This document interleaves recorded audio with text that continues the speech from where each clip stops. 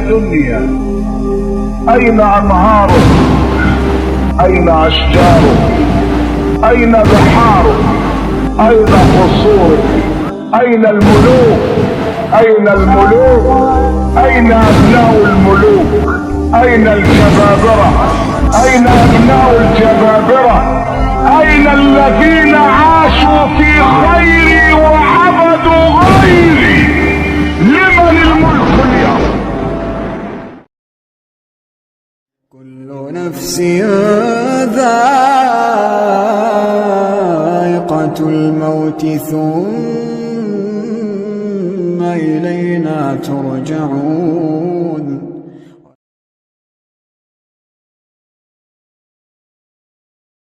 اعوذ باللہ من الشیطان الرجیم، بسم اللہ الرحمن الرحیم، الحمدللہ والصلاۃ والسلام علی رسول اللہ، لا حول ولا قوۃ الا باللہ، رب اشرح لی صدری ویسر لی امری واحلل عقدۃ من لسانی یفقہوا قولی، ربی زدنی علما۔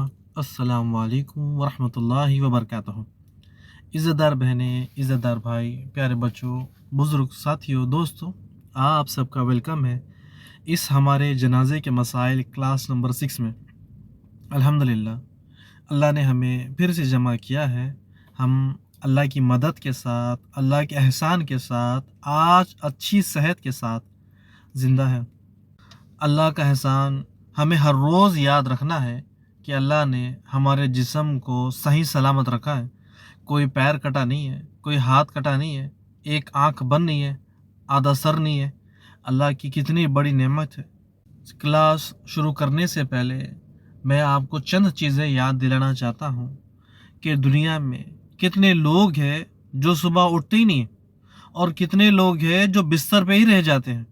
ہم ہر روز ہفتے میں ایک دن یا 2 ہفتے میں ایک دن یہ سننے میں آتا ہے کہ فلاں فلاں ہمارے رشتہ دار اللہ کو پیارے ہو گئے، بالکل جوان تھے اور اللہ کو وہ پیارے ہو گئے، ان کا انتقال ہو گیا۔ اور کچھ لوگ تو اچھی صحت کے ساتھ رات میں سوتے ہیں، لیکن صبح اٹھتے ہی جسم میں درد، صبح کا سورج نکلنے کے ساتھ ساتھ ان کو بیماری لگ جاتی ہے۔ کسی کا ہاتھ کام نہیں کرتا، کسی کا دل کام نہیں کرتا، کسی کی زبان کام نہیں کرتی، کسی کا دماغ کام نہیں کرتا۔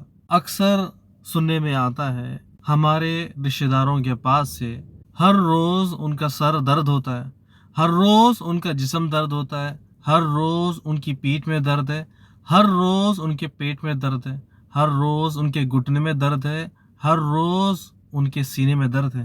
یہ تمام چیزیں یاد دلانے کا مطلب میں آپ کو اور مجھے اللہ کا احسان یاد دلاتا ہوں کہ اللہ نے آپ کو اور مجھے دونوں کو صحت کے ساتھ زندہ رکھا ہے۔ ہمارا جسم بھی کام کرتا ہے، ہماری آنکھ بھی کام کرتی ہے، ہمارا ناک، ہمارے ہاتھ، ہمارے دل کے اعضاء برابر کام کر رہے ہیں، اور انہی اعضاء سے ہم آج اللہ کا دین سیکھ رہے ہیں۔ امیجن کریں، تھوڑا سا اگر تصور کریں، اگر ہمارے جسم میں آنکھ نہیں ہے، گھر میں سبھی کے پاس آنکھ ہے، وہ دیکھ سکتے ہیں، صرف ہمارے پاس ہی آنکھ نہیں ہے، تو پھر ہم کیسے آج کی کلاس پلے کرتے؟ بنا آنکھ کے ہمیں کیسا پتہ چلتا کہ آج 5:10 ہو رہے ہیں؟ آج ہمیں کیسا پتہ چلتا ہے کہ باہر بارش ہوئی یا موسم نکلا ہے یا سورج ہے؟ اللہ کا کتنا بڑا احسان ہے۔ آج آپ کی اور میری دونوں کی آنکھ کام کر رہی ہے، آج آپ کا اور میرا دونوں کا ہاتھ کام کر رہا ہے، آج آپ کا دل، میرا جسم، آپ کا جسم دونوں کام کر رہا ہے۔ اس وقت ایک شخص کی باتیں مجھے یاد آ رہی ہے، وہ بالکل ہاف ہے، ہاف یعنی جسم کے نیچے کا ان کا حصہ بالکل نہیں ہے، یا وہ مریض تھے یا بیمار تھے یا کوئی آپریشن کی وجہ سے ان کا نیچے کا جسم کا حصہ کاٹ دیا گیا۔ نہ مجھے ان کا نام یاد ہے، بس یہ یاد ہے کہ وہ ہاف ہے، اور ایسی ایموشنل باتیں کی جس سے یقین مانے کہ اچھے لوگوں کے دل ہل جاتے ہیں۔ پتہ نہیں وہ ویڈیو ملے گی نہیں ملے گی، اگر ملتی ہے تو میں آپ کے ساتھ شیئر کرتا ہوں۔ وہ مجلس میں بیٹھے ہیں، روتے ہیں، ان کے آس پاس لوگ بھی موجود ہیں۔ وہ ایک شخص سے سوال کرتے ہیں کہ آپ باہر گھومتے ہو؟ تو شخص کہتا ہے کہ ہاں میں باہر گھومتا ہوں۔ یہ کہتے ہیں کہ میں باہر گھوم نہیں سکتا۔ وہ پھر سوال کرتے ہیں کیا آپ کھاتے ہو پیتے ہو؟ وہ شخص کہتا ہے کہ ہاں میں کھاتا بھی ہوں پیتا بھی ہوں۔ وہ کہتے ہیں میں نہ کھا سکتا ہوں نہ پی سکتا ہوں۔ پھر وہ شخص پوچھتے ہیں کیا آپ حمام واش روم جا سکتے ہو؟ وہ شخص کہتا ہے ہاں میں چل کر اٹھ کر جا سکتا ہوں، میں نہ چل سکتا ہوں نہ میں جا سکتا ہوں۔ پھر سوال کرتے ہیں آپ اپنی اولاد کے ساتھ کھیلتے ہو، گھومتے ہو، سب چیز کرتے ہو؟ ہاں کر سکتے ہو، میں نہیں کر سکتا۔ وہ ہاف مین آدھے شخص سوال کرتے ہیں ایک شخص سے آپ اپنے ماں باپ کی خدمت کرتے ہو؟ وہ کہتے ہیں ہاں میں ماں باپ کی خدمت کرتا ہوں۔ وہ ہاف مین کہتے ہیں میں نہیں کر سکتا۔ وہ ویڈیو اتنی ایموشنل تھی کہ دیکھتے دیکھتے ان کے ساتھ ساتھ تمام لوگ رونے لگے، یعنی اللہ کی نعمت کو یاد کرنے لگے کہ ان کے پاس کوئی چیز ہی نہیں ہے، ان کے پاس صرف زبان ہے، آنکھ ہے، جسم کا نیچے کا حصہ ہی نہیں ہے۔ وہ سوال نہیں کرتے، ہمیں سکھاتے ہیں کہ تم لوگ ہر چیز کر سکتے ہو، میں بستر سے اٹھ بھی نہیں سکتا، واش روم جا بھی نہیں سکتا، ماں باپ کو دیکھ بھی نہیں سکتا، نہ ان کی خدمت کر سکتا ہوں۔ وہ ہاف مین آدھے شخص ہمیں یاد دلاتے ہیں جو نعمت ہے نا اس کا استعمال کرے۔ جسم اللہ نے جو آزادی ہے، آنکھ، ہاتھ، صحت، یہ تمام اللہ کی نعمت ہے۔ وہ کہتے ہیں کہ آپ لوگ صبح اٹھ کر اسکول جاتے ہو، کالج جاتے ہو، ڈیوٹی پر جاتے ہو، اور میں سارا دن بستر پر پڑا رہتا ہوں۔ وہ اس مجلس میں وہ تمام اللہ کی نعمتیں گنواتے ہیں جو آج ہمارے پاس موجود ہے۔ وہ کہتے ہیں آپ کے پاس جسم ہے، صحت ہے، وقت ہے، آپ اس کا صحیح استعمال کرو۔ ایک ایک دن نکلتے جا رہا ہے، ختم ہوتے جا رہا ہے، اور آخری میں یہ جسم بھی ختم ہو جائے گا، تمام چیزیں اللہ واپس لے لے گا، آپ کے پاس ہے بستر اور انتظار کرنا ہے موت کا۔ واللہ ان کی جو باتیں ہیں ہمارے لیے بڑی قیمتی ہے۔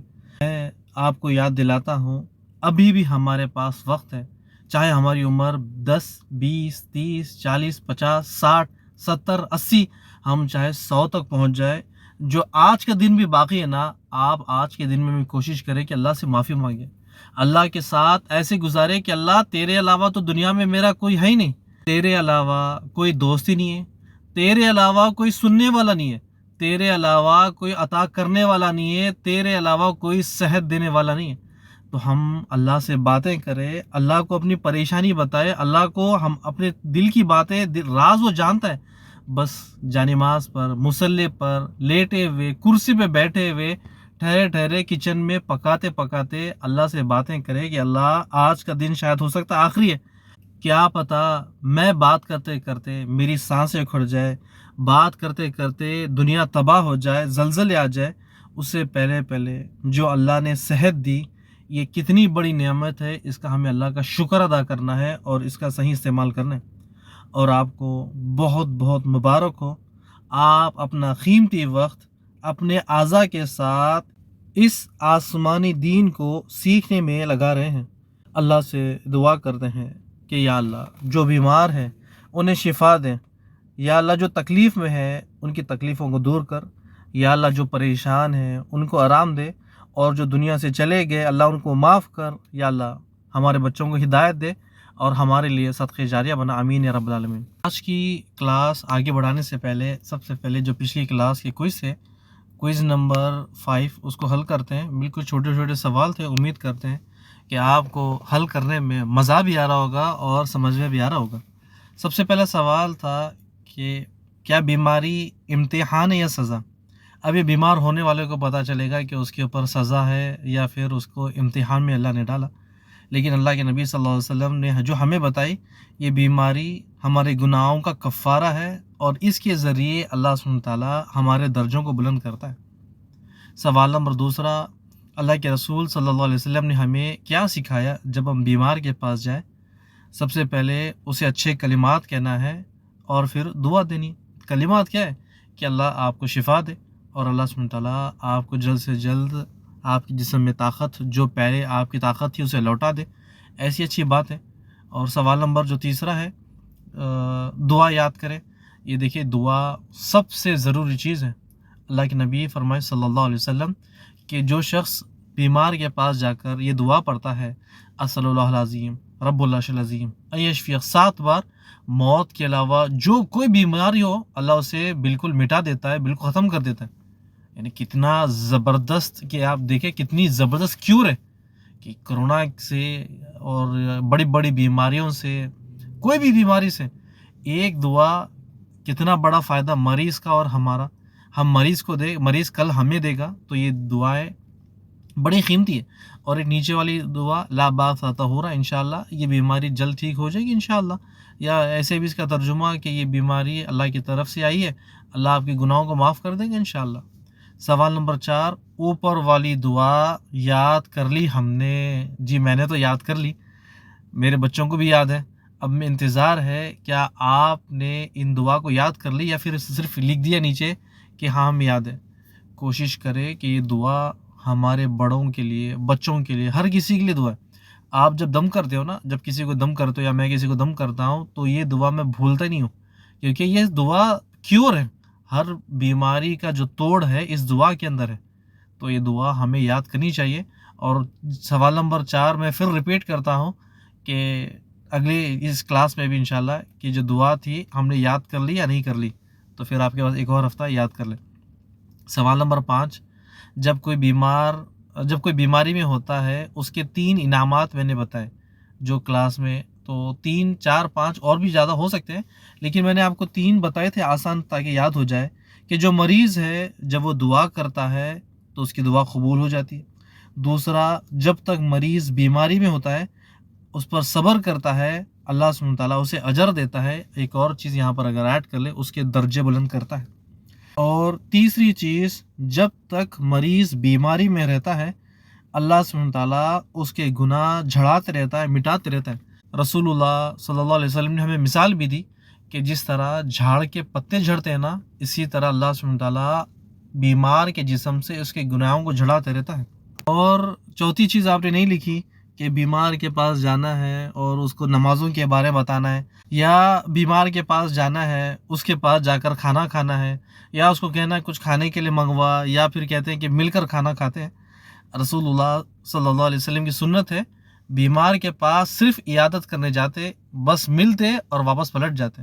اس کا کتنا بڑا فائدہ ہے آپ کو 2 کلاسز میں بتایا کہ سب سے پہلے جب کوئی مریض سے ملنے کے لیے جاتا ہے تو ایسے کہ جیسے کہ جنت کے باغوں میں ٹل رہے، اور جب مریض کے پاس جاتا ہے اسے دعا دیتا ہے، اچھے کلمات کہتا ہے، اس کے پاس جو فرشتے ہیں وہ آمین کہتے ہیں، اور 70,000 فرشتے اس کے لیے دعا کرتے رہتے ہیں، اللہ کی رحمتیں اس کے اوپر برستے رہتی ہیں، گناہاں جھڑتے رہتے ہیں، ہمارے اجر میں اضافہ ہوتے رہتا ہے۔ یہ تمام چیزیں ہمیں یاد کرنی ہے، جب بھی ہم مریض کے پاس جائیں، کبھی بھی ہم مریض کے بارے میں سنیں، کم سے کم اسے اچھے الفاظ، اگر دور ہے تو اسے اچھے الفاظ تو کہہ دے کہ اللہ آپ کو شفا دے، اسأل اللہ العظیم رب العرش العظیم من یشفیہ، اور رسول اللہ صلی اللہ علیہ وسلم کی حدیثیں ہمیشہ یاد رکھیں کہ جہاں پر بھی جائے اللہ کے رسول صلی اللہ علیہ وسلم نے یہ ہمیں بتایا کہ مریض کے ساتھ یہ کرنا ہے، اور مریض کو یاد بھی دلائے کہ آپ کو کیا کرنا ہے، آپ کو ہمارے لیے دعا کرنا ہے۔ ہم نے آپ کو اللہ کے رسول صلی اللہ علیہ وسلم کی حدیث بتائی، اور اس کے بدلے میں آپ کو ہمارے لیے دعا کرنا ہے کہ اللہ سبحانہ وتعالیٰ مجھے، ہمارے گھر والوں کو، تمام امت مسلمانوں کو صحت دے، طاقت دے، شر سے بچائے، اور اللہ ہمیں جنت میں رسول اللہ کا پڑوسی بنے، آمین یا رب العالمین۔ سوال نمبر 6 ہے، بیماری کس کی طرف سے آتی ہے اور بیماری خود بخود پھیلتی ہے؟ سب سے پہلی چیز، بیماری اللہ کی طرف سے آتی ہے اور اللہ کی مرضی سے ہی آگے پھیلتی ہے، بنا اللہ کی مرضی کے نہیں پھیلتی۔ اب مثال کے طور پہ کورونا، اب دیکھیں کہ 2-3 سال پہلے کرونا آیا چلا گیا، کتنا لوگوں نے وسوسہ ڈالا کہ دیکھیں کرونا والے کے پاس مت جائے، اس کی بیماری ہمارے پاس آ جائے گی، ہمارے پاس اس کی۔ آپ میں سے کتنے لوگ ہیں جو کرونا سے پہلے بھی زندہ تھے، کرونا میں بھی زندہ تھے، کرونا کے بعد بھی زندہ ہے؟ اب آپ دیکھ لیں کہ اگر ہم ایسا نہ کہیں کہ ہم کسی میت کے پاس گئے، وہ بھی مر گیا، ہم بھی مر جائیں گے، نہیں۔ کسی کا سر درد تھا، ہمیں بھی سر درد آ گیا، نہیں۔ کسی کو بخار تھا، ہمیں بخار آ گیا، نہیں۔ بیماری اللہ کی مرضی سے پھیلتی ہے اور اللہ کی مرضی سے ختم ہوتی ہے، تو یہ ہمیں یاد رکھنا ہے۔ سوال نمبر 7، بیماری میں کون سے الفاظ نہیں کہنا چاہیے؟ یہ ہمیں یاد رکھنا ہے۔ میرے ساتھ ہی کیوں ہوا؟ پڑوسی دیکھو کتنا موٹا تھا، اس کو کچھ نہیں ہوا، میرے ساتھ ہی چاہ گیا۔ بخار کسی کو نہیں آتا، 2 دن میں میرے پاس ہی آ جاتا۔ ایسے خراب الفاظ سے پرہیز کرنا ہے۔ کلاس شروع کرنے سے پہلے یہ چیزیں یاد رکھے کہ جو ہم نے سیکھا نا اس کے نوٹس بنا لیا کرے تاکہ کام آئے۔ مثال کے طور پر بیمار کے پاس جانا، اس کے فائدے مریض کو بھی سنائے، بڑوں کو بھی سنائے، بچوں کو بھی سنائے۔ صحت، نعمت، یہ چیزیں بڑوں کو یہ بتائے، بچوں کو بھی بتائے۔ سبق کو یاد رکھے کہ ہمارا ٹاپک کیا چل رہا ہے۔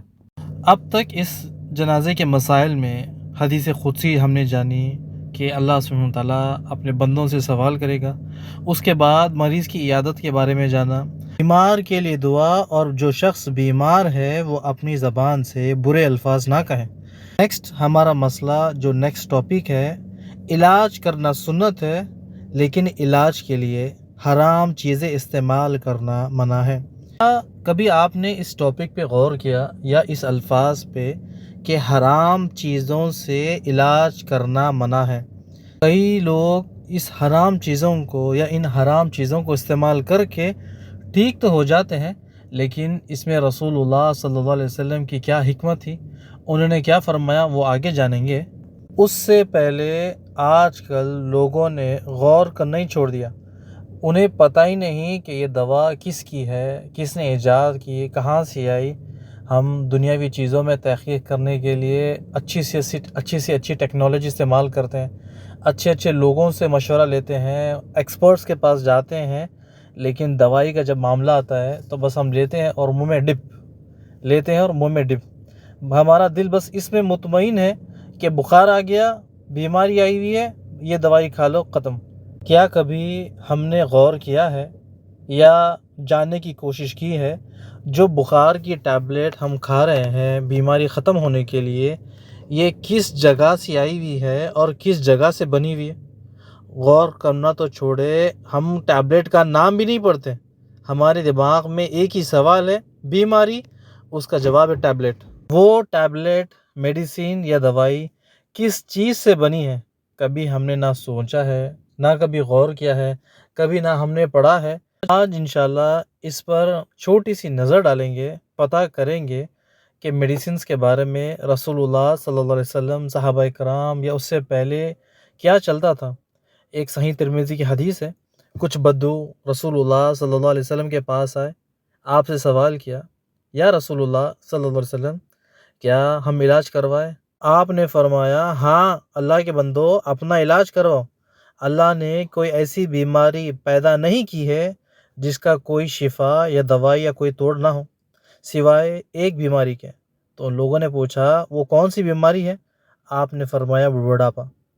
آدمی بچے سے جوان ہوتا ہے، جوان سے بوڑھا ہوتا ہے، لیکن بڑھاپے کے بعد مر جاتا ہے، کوئی ریورس نہیں آتا ہے، نیچے نہیں آتا، پیچھے کی طرف نہیں آتا۔ تو رسول اللہ صلی اللہ علیہ وسلم نے فرمایا کہ اللہ نے ہر بیماری پیدا کی ہے، اور اس بیماری کا جو کیور ہے، جو شفا ہے، جو میڈیسن ہے، وہ بھی اللہ نے تیار کیا ہے۔ ایک اور حدیث ہے جس میں رسول اللہ صلی اللہ علیہ وسلم نے ہمیں بتایا ہے کہ حرام چیزوں سے علاج نہ کرو۔ امید ہے کہ رسول اللہ صلی اللہ علیہ وسلم کا پیغام آپ تک پہنچ گیا ہوگا، اور یہ بالکل صحیح حدیث ہے۔ آپ نے یہاں فرمایا کہ حرام چیزوں کو علاج کے لیے استعمال نہ کرو، اور آپ نے یہ بھی فرما دیا کہ دوائی کے لیے حرام چیزیں استعمال نہ کرو۔ ایک اور واقعہ ہے جس میں ایک طبیب، ڈاکٹر آپ کے پاس آتے ہیں، انہوں نے پوچھا کہ یا رسول اللہ، کیا ہم مینڈک، فراق سے دوائی بنا سکتے ہیں؟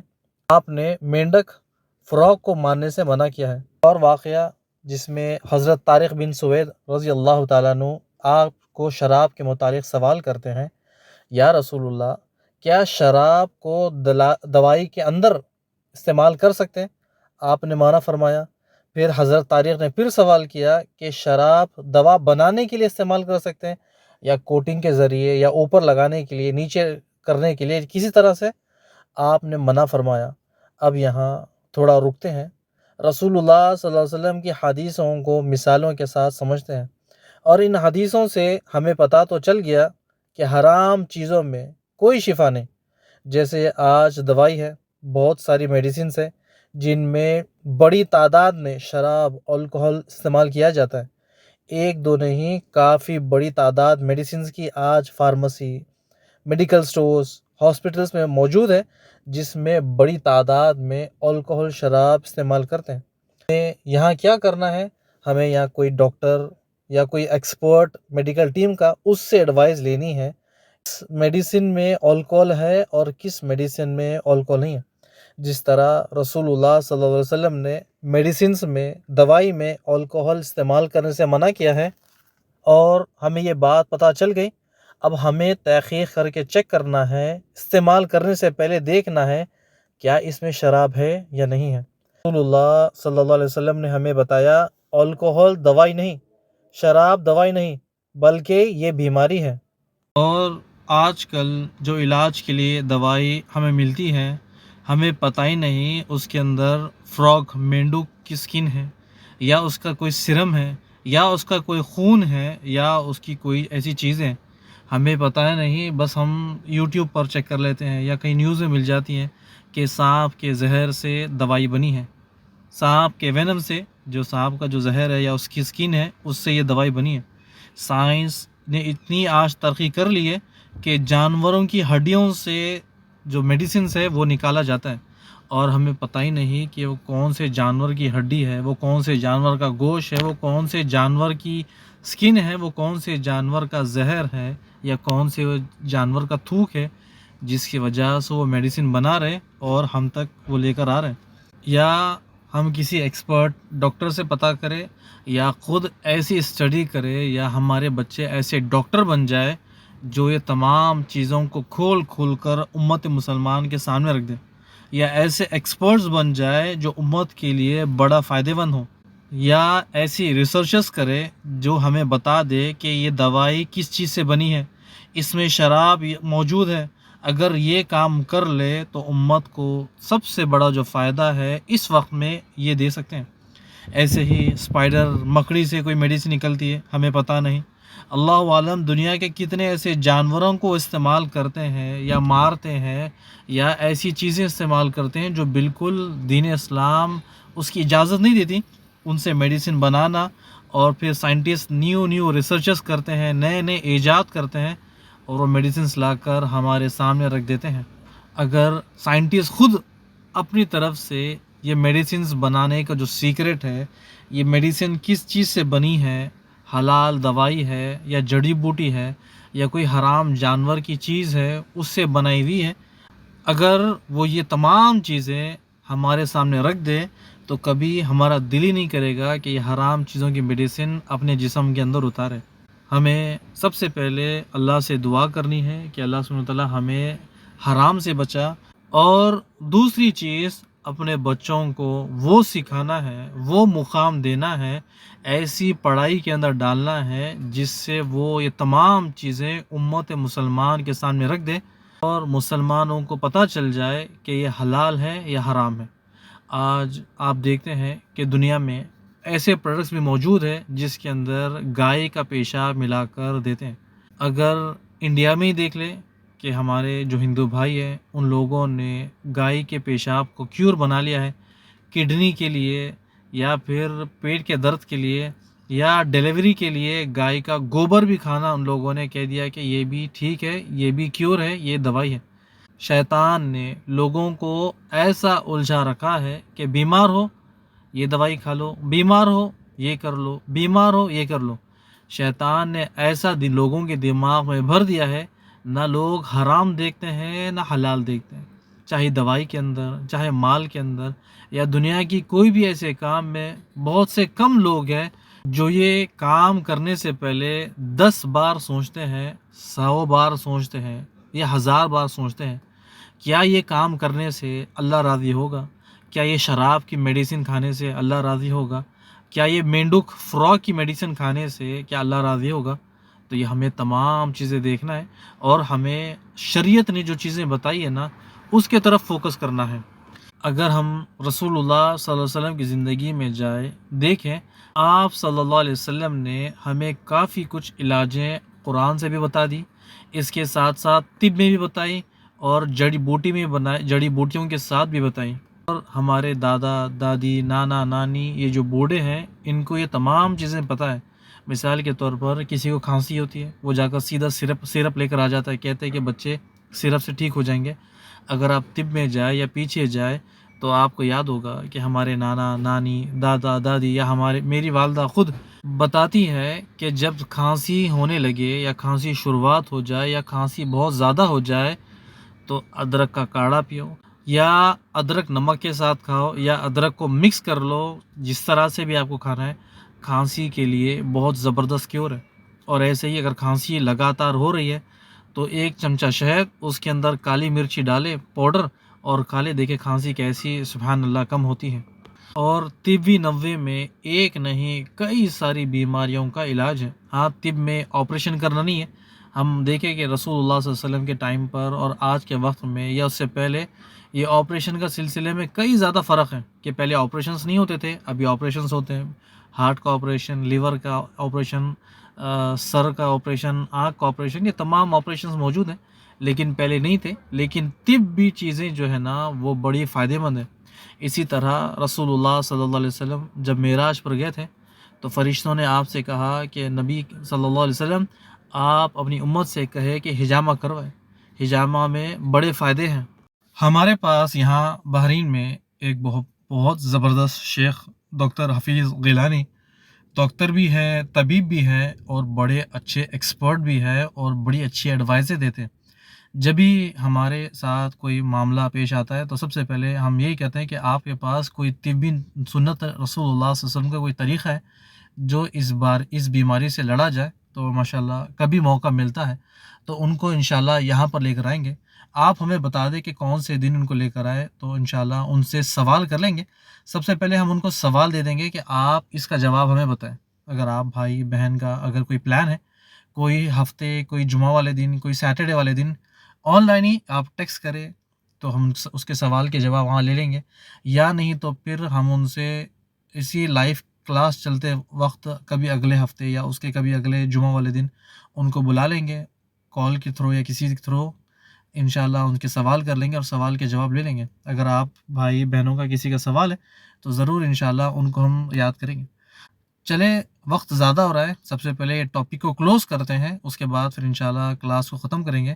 ہمارا ٹاپک تھا علاج کے لیے حرام چیزوں کا استعمال کرنا، اور سب سے بڑے آج جو لوگ جہالت کے اندر بھرے پڑے ہیں وہ سب سے پہلے پریفر کرتے ہیں تعویذ۔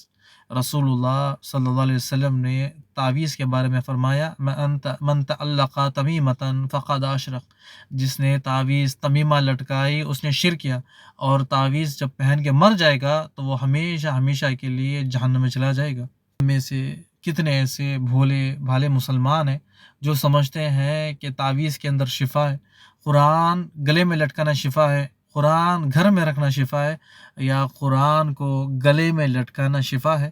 انہیں پتہ ہی نہیں کہ جو قرآن لے کر آنے والے ہیں اللہ کے پاس سے، اللہ نے جس کے اوپر قرآن اتاری ہے وہ فرماتے ہیں کہ قرآن کو پڑھو، اس کے اندر علاج ہے۔ اللہ سبحانہ وتعالیٰ فرماتا ہے وَنُنَزِّلُ مِنَ الْقُرْآنِ مَا هُوَ شِفَاءٌ وَرَحْمَةٌ لِلْمُؤْمِنِينَ، قرآن مجید کے اندر شفا ہے۔ قرآن مجید شفا کا مطلب یہ نہیں کہ اس کو گلے میں لٹکانا، پانی میں اتار دینا، گھر کے اندر رکھ دینا، سر کے اوپر رکھنا، سینے کے اوپر رکھنا یا کمر کے اوپر رکھنا، یا اس کو وارنا، اس کو چومنا، اس میں کوئی شفا نہیں ہے۔ ہمیں یہ بات یاد رکھنی ہے، جس کے اوپر قرآن نازل ہوا انہوں نے صاف کلیئر کہہ دیا کہ تعویذ پہننا گناہ ہے۔ اور آج اگر کوئی بھائی یا کوئی بہن تعویذ پہنتا ہے، سمجھتا ہے انگوٹی پہنتا ہے، دھاگا لگاتا ہے، یا سر کے بالوں کو کوئی چوٹی باندھتا ہے، کسی طرح سے سمجھتا ہے کہ اس سے علاج ہوگا، بلکہ علاج نہیں ہوگا اور جو رزلٹ ہے وہ الٹائے گا۔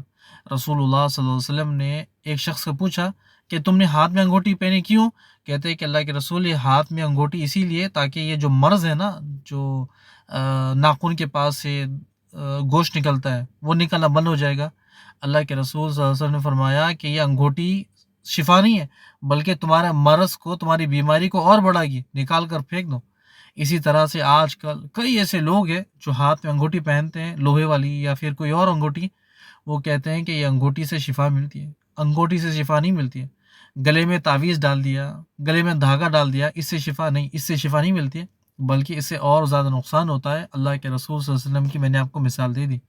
اسی کے ساتھ جو آج کا ٹاپک ہے وہ یہیں پر روکتے ہیں، انشاءاللہ اگلے ایپیسوڈ میں یا پھر اگلی کلاسز میں انشاءاللہ کن چیزوں میں شفا ہے، زمزم میں، شہد میں، یہ چیزیں انشاءاللہ تفصیل میں کبھی آئے تو ہم انشاءاللہ آپ سے بات کریں گے، لیکن مختصر آج کے ٹاپک کو کلوز کرنے سے پہلے یہ یاد رکھنا ہے رسول اللہ صلی اللہ علیہ وسلم نے حرام چیزوں کی دوائی کو استعمال کرنے سے منع کیا ہے، یا کوئی ایسی میڈیسنس ہے جس میں کوئی ایسی اشیاء، ایسی چیزیں ملی ہے جو رسول اللہ صلی اللہ علیہ وسلم نے منع کیا ہے، تو پھر وہ ہمارے جسم میں جا کر علاج کے بجائے، بیماری کو ختم کرنے کے بجائے بیماری کو اور بڑھائے گی۔ حرام چیز میں کوئی شفا نہیں۔ آج کی کلاس کو یہیں پر ختم کرتے ہیں۔ امید کرتا ہوں کہ آپ کو سمجھ میں آیا ہوگا، اور اگر نہیں سمجھ میں آیا تو پلیز ہمیں بتائیں، ہم اس کلاس کو دوبارہ دہرائیں گے جب تک ہم ایک مسئلے کو سمجھ نہ لیں، آگے نہ بڑھیں گے۔ اسی کلاس کو 2 بار 3 بار 4 بار دہرائیں گے جب تک یہ چیزیں ہماری کھوپڑی دماغ کے اندر اتر نہ جائے۔ بار بار دہرانے کا مطلب، مجھے ایک چیز یاد آئی کہ جو ہمارے بھائی بہن سعودیہ میں پڑھنے کے لیے جاتے ہیں، 2 سال کا عربی کورس ہوتا ہے، جب تک وہ عربی پڑھ نہیں لیتے پھر ان کو آگے داخلہ نہیں ملتا۔ عربک میں جب تک وہ پاس نہیں ہو جاتے، عربک بول چال میں وہ آگے بڑھنے نہیں دیتے۔ تو جب کلاس ہوتی ہے، کلاس میں ایک اسٹوڈنٹ کو اگر سمجھ میں نہیں آتا یہ الفاظ، بات کرنی عربی میں، مثال کے طور پر پانی کو عربی میں کیا کہتے ہیں، اس کو ہاتھ سے سمجھائیں گے، جگ سے سمجھائیں گے، گلاس سے سمجھائیں گے، لیکن کبھی اسے نہ اردو انگلش میں بتائیں گے کہ اس کو واٹر کہتے ہیں، اس کو پانی کہتے ہیں، اس کو عربی میں کیا کہتے ہیں۔ جب تک وہ الفاظ اپنی زبان سے سمجھ نہ لے، بول نہ دے، دماغ میں اس کے محفوظ نہ ہو جائے، جب تک ٹیچر آگے نہیں بڑھتا اور اسٹوڈنٹ یاد کر لیتا ہے کہ عربی میں پانی کو مائی کہتے ہیں، تو اس طرح سے وہ مثالیں دے دے کر ایک ہی کلاس کو رپیٹ کر کر سمجھاتے ہیں، اور ہم بھی یہاں پر ایسے ہی کریں گے۔ اگر آپ کو کوئی چیز سمجھ میں نہیں آئے، ہم آگے بڑھیں گے نہیں، آگے جائیں گے نہیں جب تک یہ چیزیں ہمارے دل و دماغ میں محفوظ نہ ہوں۔ بارک اللہ فیک و جزاکم اللہ خیر۔ السلام علیکم ورحمۃ اللہ وبرکاتہ۔